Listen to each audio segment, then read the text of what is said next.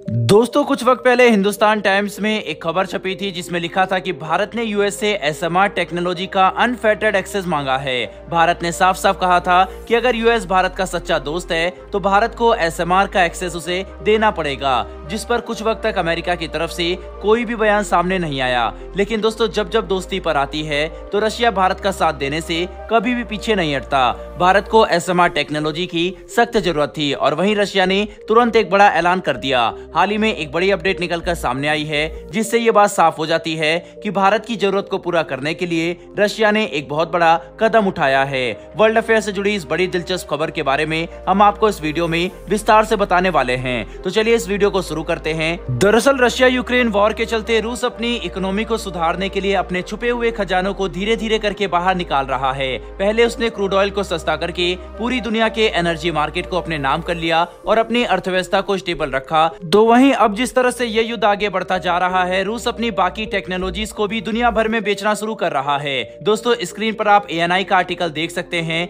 जिसमें साफ तौर पर लिखा गया है कि कॉन्फ्लिक्ट के चलते रशिया ने अपने फ्रेंडली नेशन को अपनी floating nuclear power technology offer की है। लेकिन आखिर ये फ्लोटिंग टेक्नोलॉजी क्या है और इससे भारत को क्या फायदा होगा? दरअसल FNPP एक पावर यूनिट है जिसका नाम अकेडमिक लोमोनोसोव है। इस टेक्नोलॉजी का डेवलपमेंट और ऑपरेशन रशिया की पावर जनरेशन कंपनी रोसोटोम इन पेवेक रशिया के नॉर्थ सिटी और चुकोथा रीजन के आर्कटिक पावर टाउन में करती है। इस फ्लोटिंग पावर प्लांट की सबसे बड़ी खास बात यह है कि यह 24 घंटे तक लगातार बिजली सप्लाई कर सकती है। दोस्तों रशिया के साइबेरियन रीजन में टेम्परेचर -24 डिग्री तक चला जाता है और ऐसे में इस टेक्नोलॉजी को खास तौर पर इसी रीजन में ऑपरेट किया गया है क्योंकि रशिया के आर्कटिक पावर टाउन के एरिया में भारी मात्रा में काफी सारे मिनरल्स पाए गए हैं और यहाँ पर 5000 लोगों की आबादी भी रहती है। इसीलिए एक्सट्रीमली कोल्ड साइबेरियन रीजन में इस टेक्नोलॉजी की मदद से लगातार वहाँ के लोगों को 24 घंटे तक बिजली प्रोवाइड की जाती है। फ्लोटिंग न्यूक्लियर पावर प्लांट के एक्टिंग डायरेक्टर का कहना है कि ये टेक्नोलॉजी पूरी तरीके से सेफ है। इसकी मदद से रिमोट एरियाज में भी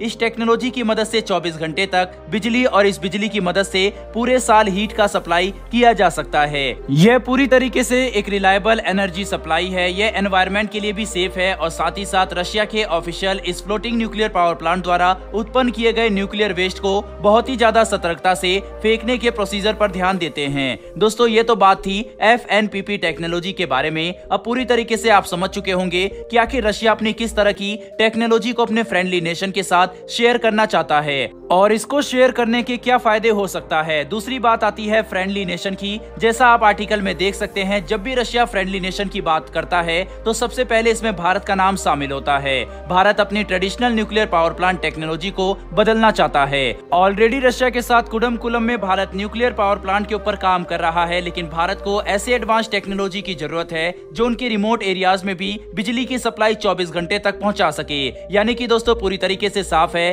कि भारत जिस SMR को पाने के अमेरिका से मदद मांग रहा था और उसे दोस्ती का वास्ता दे रहा था, उसी टेक्नोलॉजी को या फिर कहे उससे बेहतर टेक्नोलॉजी को बिन मांगे ही रशिया भारत तक पहुंचाने वाला है। बहरहाल इसी के साथ बढ़ते हमारी दूसरी बड़ी खबर की तरफ जो कि नेपाल से निकलकर सामने आ रही है और ये भारत के लिए काफी अच्छी खबर है। दरअसल नेपाल में काफी सारे हिमालयन रिवर्स हैं जिस वजह से एक बहुत ही खास प्रोजेक्ट नेपाल में चलाया जाता है जिसका नाम run of the river project है। इसकी मदद से मानसून की शुरुआत में ही हिमालयन कंट्री नेपाल में नदी के पानी का बहाव बहुत तेज हो जाता है और इसी की मदद से उनके देश में सबसे ज्यादा इलेक्ट्रिसिटी जनरेशन होता है। ऐसे में मौसम के बदलते बदलते नेपाल का हाल भी बदल जाता है, यानी कि गर्मियों में उनकी डिमांड इलेक्ट्रिसिटी को लेकर डिक्रीज हो जाती है जिस वजह से नेपाल का इलेक्ट्रिसिटी एक्सपोर्ट इंक्रीज हो जाता है। लेकिन वहीं सर्दियों में इनकी डिमांड बिजली को लेकर काफी बढ़ जाती है जिस वजह से अपने देश की जरूरत को पूरा करने के लिए नेपाल का सप्लाई घट जाता है। इसीलिए नेपाल गर्मियों में भारी मात्रा में जो इलेक्ट्रिसिटी प्रोड्यूस करता है उसे भारत तक पहुंचाता है। इसीलिए वह अपने मित्र देश और पड़ोसी देश भारत तक भारी मात्रा में हाइड्रो इलेक्ट्रिसिटी का सप्लाई करता है। हाल ही में एक रिपोर्ट सामने आई है, स्क्रीन पर आप NDTV का आर्टिकल देख सकते हैं जिसमें साफ साफ लिखा गया है कि नेपाल ने 600 मेगावाट पर हावर बिजली भारत तक पहुंचाना शुरू कर दिया है। नेपाल सबसे ज्यादा ध्यान भारत को इसलिए देता है क्योंकि कुछ वक्त पहले नेपाल में बिजली की समस्या बहुत ज्यादा बढ़ गई थी। अपनी डोमेस्टिक डिमांड यानी कि अपने देश की जरूरत को पूरा करने के लिए भारत ने एक पड़ोसी मित्र होने के नाते तुरंत 400 मेगावाट इलेक्ट्रिसिटी इंडिया से नेपाल तक भिजवाई थी। इसीलिए दोनों ही देशों के बीच में इलेक्ट्रिसिटी सप्लाई को लेकर एक मजबूत और अच्छा एनर्जी एक्सचेंज एग्रीमेंट है। पिछले साल भी नेपाल ने भारत को जून से नवंबर तक हाइड्रो इलेक्ट्रिसिटी एक्सपोर्ट की थी, जिसके बलबूते पर नेपाल ने सिर्फ भारत से ही 12 बिलियन रुपीस कमाए थे। बहरहाल दोस्तों, इस वीडियो में इतना ही, लेकिन आपके हिसाब से क्या भारत को अमेरिका की बजाय रशिया से न्यूक्लियर पावर प्लांट की टेक्नोलॉजी लेनी चाहिए या नहीं? अपनी राय कमेंट बॉक्स में लिखकर जरूर बताइएगा। साथ ही हमारी आने वाली डेली ऐसी वीडियो के लिए हमारे चैनल को जरूर सब्सक्राइब करें। फिर मिलेंगे ऐसी एक नई वीडियो के साथ। धन्यवाद। जय हिंद।